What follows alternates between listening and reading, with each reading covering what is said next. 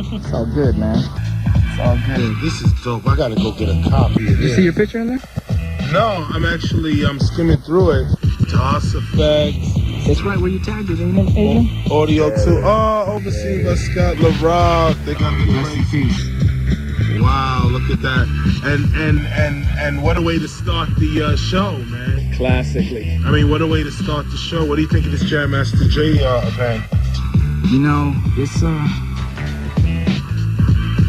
you know, there's not too many words that can be said about it except for, you know, sadness, you know, especially for a brother like that who has definitely been one of the pioneers of putting some positive stuff out into the streets, inspiring. I mean, all you guys have been, it's, you guys, and I say you as the collective of artists out there in this hip-hop culture that have, you guys have inspired people all over the world. I am the way I am because people like Chuck D, people like KRS-One, groups like Run DMC, and you know, and I'm sure you traveled around the world and you see it. Hip hop is definitely a divine blessing, as you just said. Yeah. But I would like to know, what do you think about this Jam Master Jay incident? I tell you, when I first heard about it, you know, shock came first. Boom, you get the initial shock. Oh, not Jay. But then you start getting a little bitter. Because I tell you what was so wild, me and Tim got the information at the same time. And, you know, it was so wild. Remember, we was talking about, we said, look at this. Now, Jam Master Jay is pronounced dead. But when you turn on the television and the radio, there was no information on it. Yeah.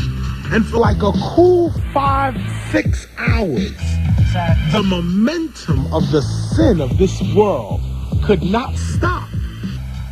Like instantly, it could not stop to say Jam Master Jay has been harmed. And we watched MTV for a while. Watched MTV News, we watched BET. And waited. And waited, and waited, and they couldn't. And I knew they knew, but they couldn't stop. And for one split second, not even a second, maybe for 6 hours, reality sunk in. A man is dead. You turn on the TV and we booty shaking. Right? This is the reality of life right now, 2002. What, November now? You know, I mean, this is the reality we're in. And this is why I rejoice, man, when people say we're too preachy. I say, yeah, boy.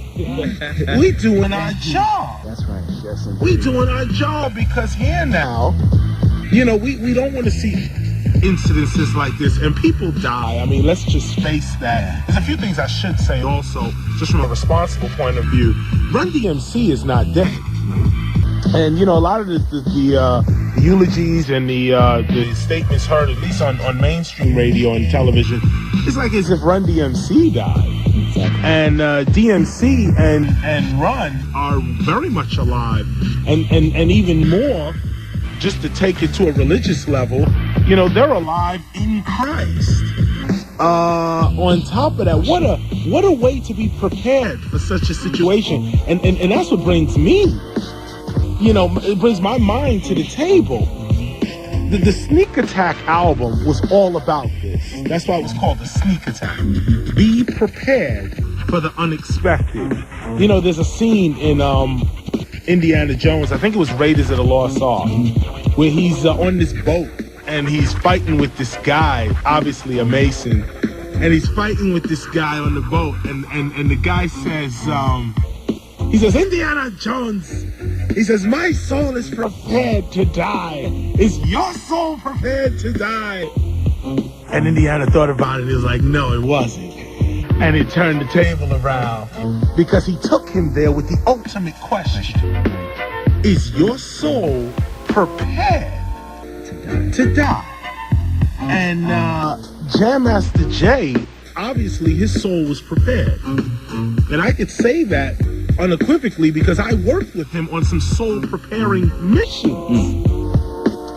You know, you talk about somebody who was out there on the front lines of the conscious rap movement. This is a man that died with honor. This is not, some, not to talk about anybody else. Right. All families have, their remorse. But this is Jam Master Jay. This is not some little thing on the corner. Now, whatever the story turns out to be, I was just talking to MC Light. Actually, I was talking to her manager as well, Fred Crawford. I was talking to her as well because we're going to do something tomorrow. Show them our content. Right. I was talking to her manager, Fred Crawford, and he was telling me how 50 Cent is involved somehow now. And how he's walking around now with bodyguards, and he had to cancel a show or something like that in New York.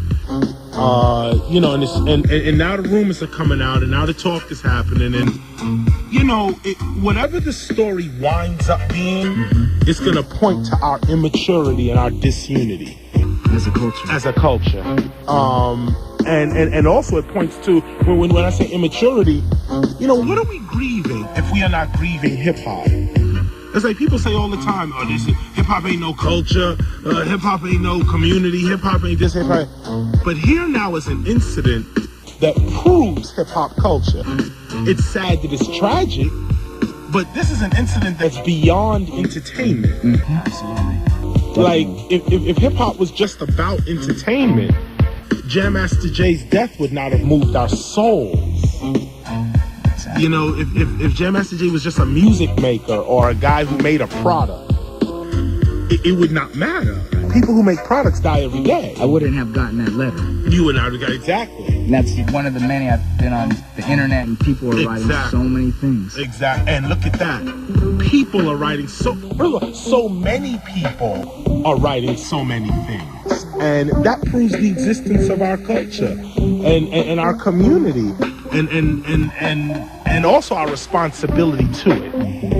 And so, again, I got a little bitter, with Jam Master Jay as well, because I said also, our icons are not treated with enough respect, and here's Jay, a peaceful man, no beef with nobody, you know what I'm saying?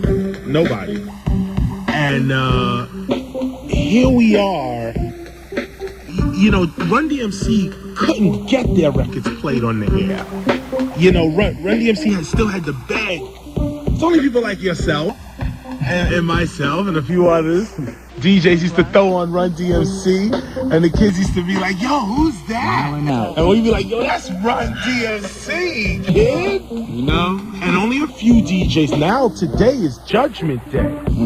How many of you DJs nowadays running to go get your Run DMC played Run DMC before this?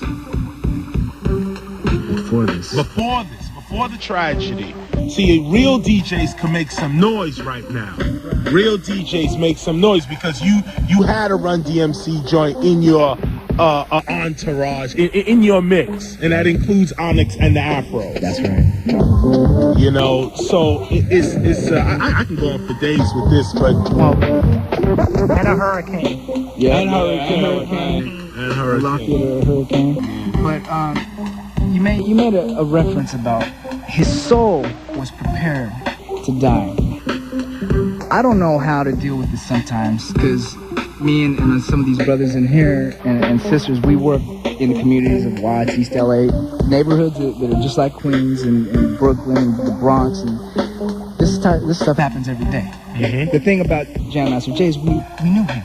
Right. We knew him. Right.